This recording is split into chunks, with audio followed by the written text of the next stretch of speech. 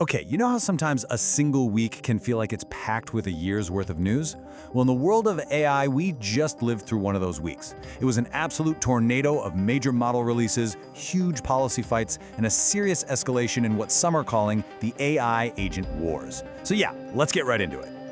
Because that's the real question here, isn't it? When you boil it all down, all the headlines, all the tech, all the drama, it comes down to this one massive shift.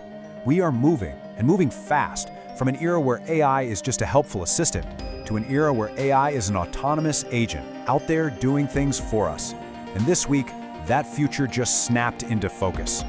And it all starts with one thing: power. I'm talking raw, computational horsepower and models that are getting smarter at an incredible rate. So, Act 1 of this story is all about the insane scale of this new AI arms race. The first big bombshell came from Google. They didn't just drop one major release, they dropped two. First up, Gemini 3. Now this isn't just a simple upgrade. It's built from the ground up with what they call enhanced agentic performance. Basically, it's designed to act. It's way better at reasoning, and it can understand text, video, and code all at the same time. And as if that wasn't enough, they also pulled the curtain back on Imagen 3, their new image model that creates ridiculously realistic photos with crazy good control over stuff like lighting, and get this, it can actually write text inside the image that makes sense. And just look at how they're doing this. You've got the main model, Gemini 3 Pro, which is out there now for everyone to use. But at the same time, they're already teasing the next level up, Gemini 3 Deepthink. This thing has extended reasoning, and it's going to be for their top-tier subscribers. It shows you there's always an even more powerful version waiting just around the corner. So what's fueling this whole power surge? Well, you don't have to look much further than Nvidia. Their latest earnings report wasn't just good, it completely demolished expectations.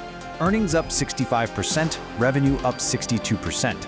It just goes to show you that the hunger for these specialized AI chips isn't just high, it's off the charts. This is a full-blown gold rush for computing power. And if you want to understand the sheer scale of this gold rush, this quote from Google just nails it. They said that to keep pace, the demand for AI compute, the raw power, needs to double every 6 months. Just let that sink in for a second. We all know Moore's law, right? That doubled computing power every 2 years. This is 4 times faster than that. The amount of money and resources being poured into this is just astronomical. Of course, whenever you get this kind of explosive growth in power, you know what comes next, right? An equal explosion in problems. So let's move into Act 2 and see how all this new power is starting to create some serious conflicts, from the halls of government to your online shopping cart. So over in the US, a huge political tug-of-war is starting over who gets to make the rules for AI. On one side, you have the White House. They want to create one set of federal rules for the whole country, basically overriding state laws. They're worried that having 50 different rule books will just kill innovation. But on the other side, you've got a bunch of states saying, not so fast. They argue it's their right to protect their own citizens from things like job losses or the massive energy drain from all these new data centers. Okay, quick timeout. Before we dive into the next bit of drama, we all need to be crystal clear on this term, autonomous AI agent. This is not just a chatbot that waits for you to type something. Think of it as a system you can give a goal to, like, hey, book me the cheapest flight to Hawaii next month. And then it goes off and does it on its own. It searches, it plans, it books, all without you holding its hand every step of the way. And that brings us to this monster of a lawsuit. Amazon is suing an AI startup called Perplexity. The accusation? That Perplexity's AI agent was secretly going into Amazon customer accounts and placing orders for people automatically. I mean, this case is a total flashpoint. It blows the lid off this huge debate. Who's responsible when an AI agent messes up? What are the rules for how these agents can even operate online? The problems aren't just legal, they're cultural too. The music streaming service Deezer just came out and said that every single day, 50,000 AI-generated songs are uploaded to their platform. 50,000 a day! It's the perfect example of this growing problem people are calling slop. Just a tidal wave of low-quality, AI-generated junk that's threatening to drown out actual human creativity.